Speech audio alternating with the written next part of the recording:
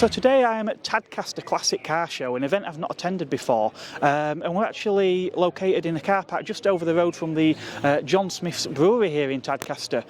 Now it's a very special event today because we're joined by the City of Leeds MG Classic Car Club. I've got Peter here and Jeff, who owns this fantastic MG here. Now Peter is the treasurer for the club. He's going to give me a bit of a tour today, show me some of the models I might not know too much about. And we're going to catch. He's got a few things to do now, but we're going to catch up with him a little bit later on. But Jeff, you're going to tell me about what you've got here now. Is right. MG? This is an MGA. A, yes. Yeah. So this was built in November 1961. It's the model before the MGB that lots of people will be familiar with. Quite a sort of stylish car for its day, I think, and certainly great fun to drive now.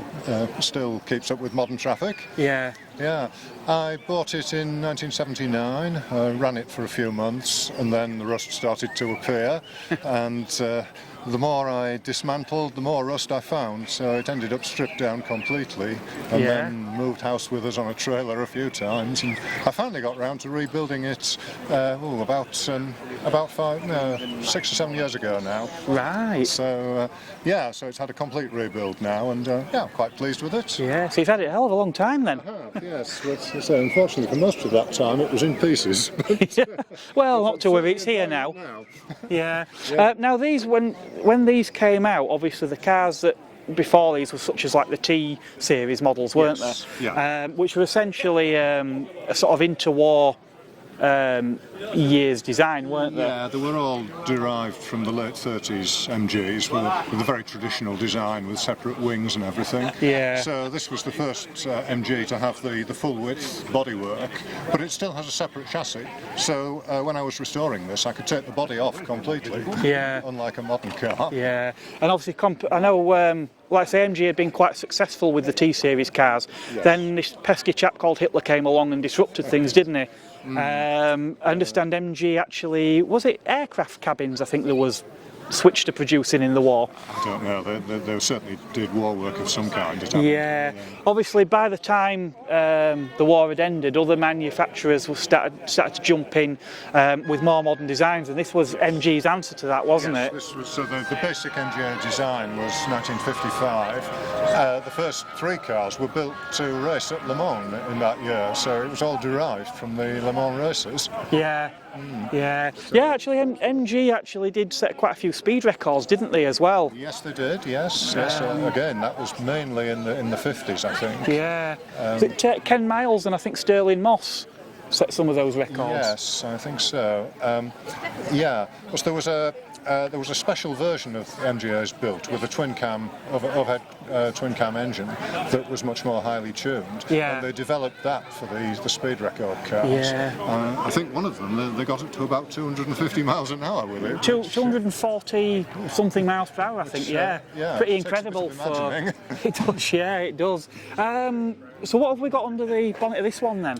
Well, this is all standard as built. I mean, it's all obviously restored, but I've tried to restore it as close to original as I can. So it's the ordinary BMC B series engine, twin carburetors.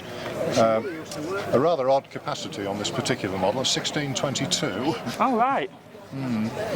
Yes. Yeah, obviously when they went to the MGBs, they went up to an 1800, didn't they? Yeah. Yes, but it was basically the same engine. In fact, the first MGBs were mechanically very similar to this, but within a different sort of body.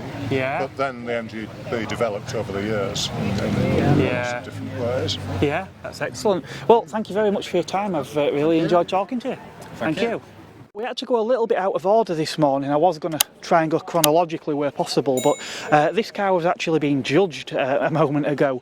Now, Mike, you're the proud owner of this T-Series, I believe. That's correct, yes. I restored it from a wreck that came from New York. It had been in New York State till about 1980s, late 80s, and re-imported, and it was absolutely rotten. And I bought it from a guy in Denby Dale, actually.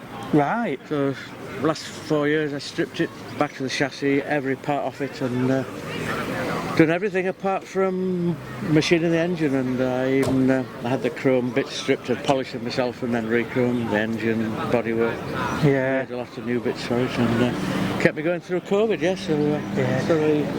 It certainly looks all the better for it. It's a bit concerning actually. I spoke to two people with two MGs and the first thing that you said is that when you acquired them there was very rotten, but... This was very rotten, yeah. I mean, yeah. literally stood in the car and went straight through the floor of that plywood. Blimey. And it would just crispy, crumbled away, you know. So. Yeah. Now I must admit, Mike, my knowledge of T-Series is very sketchy. I know obviously they were largely a sort of interwar years design, but there was various iterations of the T-Series, weren't there? Which is this one? It's the TD, this one. So the last one Quite a late one then. was the TF, which was sort of rounded, much more sort of streamlined and smooth over. So this is the popular one that went to the States en masse. I mean, they made under 30,000, 28, something like that. And most of them, about 80%, went to America. Yeah. The rest, Australia, South Africa, and the like, and a few to the UK. So this is a New York State car sold in 1953. It was the same. Yeah. Was the TD? So obviously after World War II, a lot of the American GIs had been over in the UK, hadn't they? That's right. Fell in love with these cars, didn't they? That's why there was a big boom in exporting. The model before this, the TC, I don't think they did in left-hand drive. Right. But the GIs, you say, fell in love with the T-type and they went to bombing these. I mean, that's why they sold about 27,000 in America. It wasn't just MG that it kicked off, was it, over there? Because pretty much the American love of British sports cars all started from Morgan, Jaguar, from this, Austin, didn't it? Healey, Yeah. The dealer that sold this in New York was called Fergus Motors. There's a plaque on the bulkhead, and he was a big dealer in New York, and he sold Jensen, Austin Healey, Morgan, as well as MG. So it was left-hand drive. I converted it. Oh right, is it an easy conversion to do?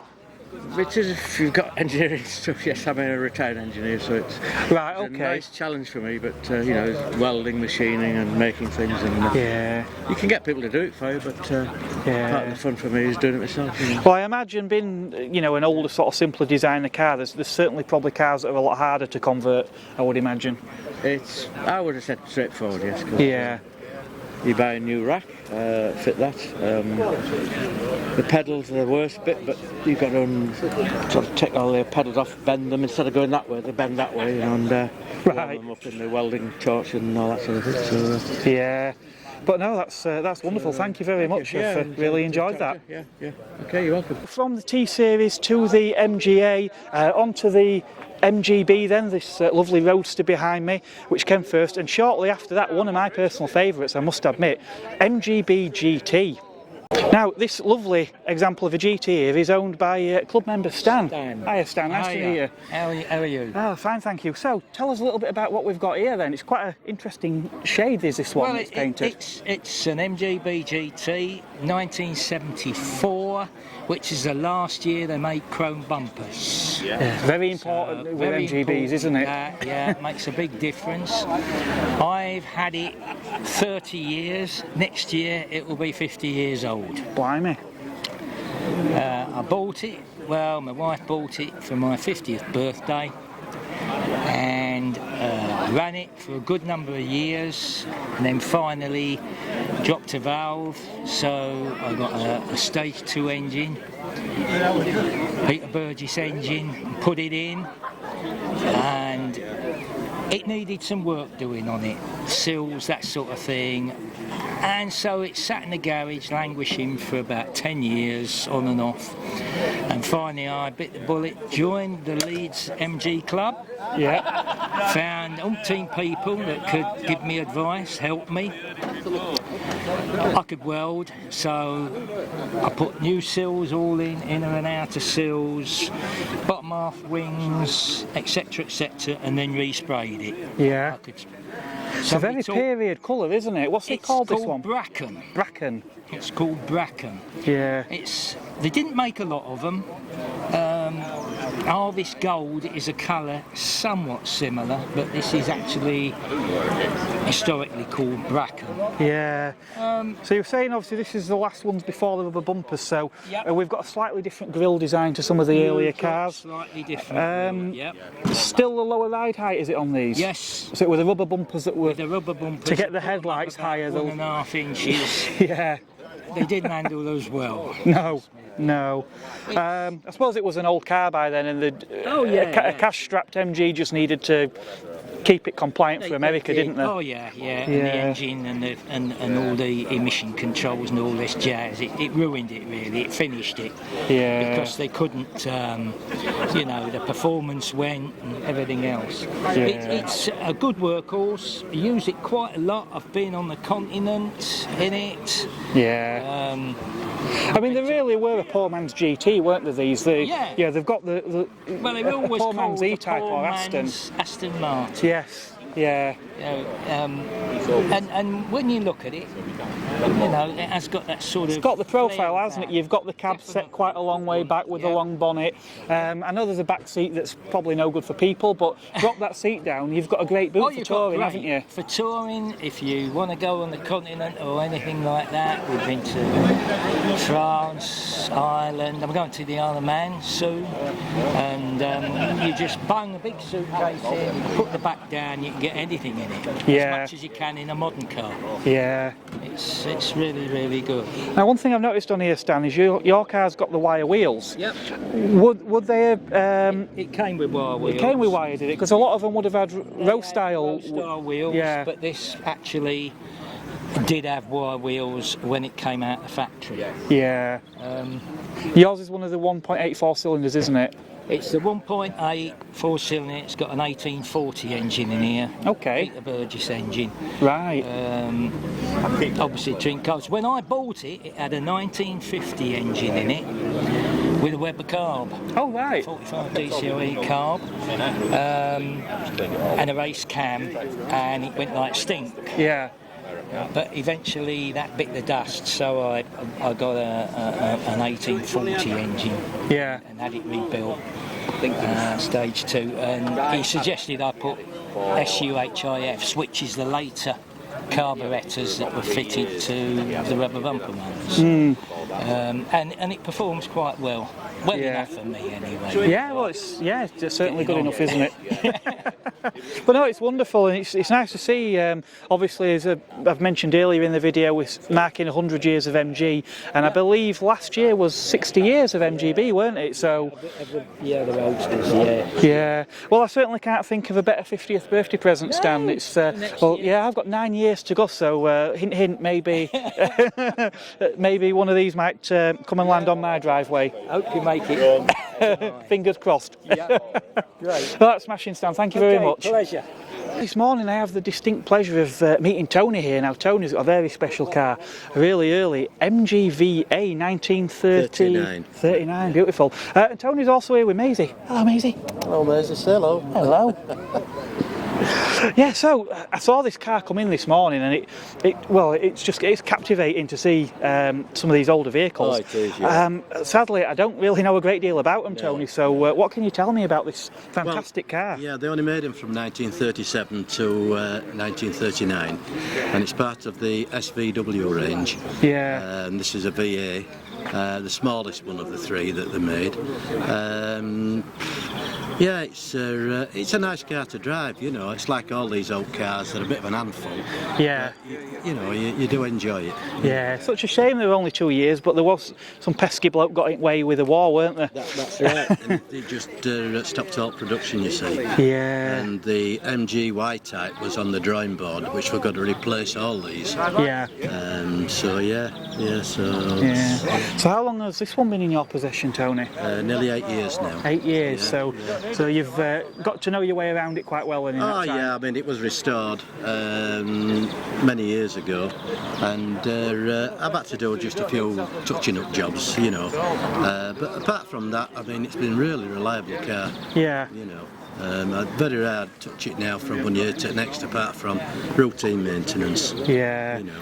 So is it predominantly shows, or does it ever go sort of further afield? Well, sometimes we do probably about 150 mile round trip, you know. Oh right. right. Yeah, So yeah, I like doing a long run with it. yeah, what's it like on the sort of faster roads and long journeys? Yeah, she'll cruise along at 55, 60 mile an hour quite happily. Yeah. I mean, I have pushed it a bit and done, well, pushing 70, 75, but to be honest, it's a bit of an handful at that.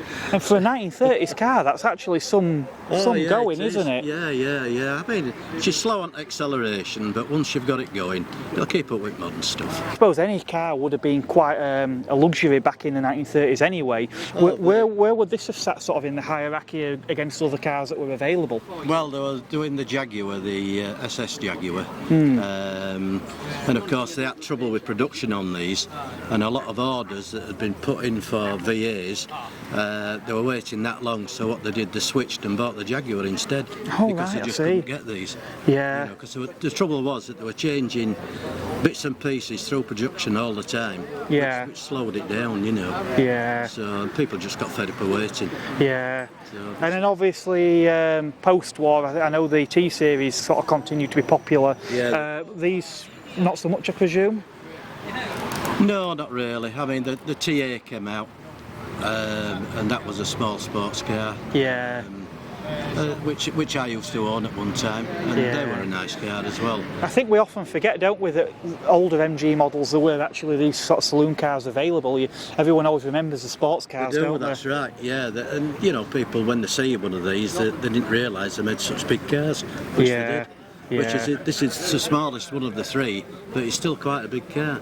Yes, well, for the time it certainly Oh, it is, is, yeah. yeah. So what have we got power in this, Tony? It's just under 1600cc. Right, okay. Yeah, twin carbs, which, you know, for what it is, it goes very well. Very well indeed, yeah. Gearbox, Yeah, well, it's synchromesh on second, third, and fourth. it's a 4-speed manual. Yeah, 4-speed manual. Yeah, I imagine the suspension's probably quite rudimentary, is it? It's not bad at all, to be honest. Yeah, I mean the live axles back and front, but you know, going over speed bumps, it's quite good actually. I was quite surprised when I was driving it. Yeah. Yeah. So I mean I do enjoy driving it. Yeah. Well, that's wonderful. That's what it's all about. Yeah. Well, thank you very much, Tony. I've really enjoyed looking at this one today. Thank Okay, you. lovely. Okay, thank you.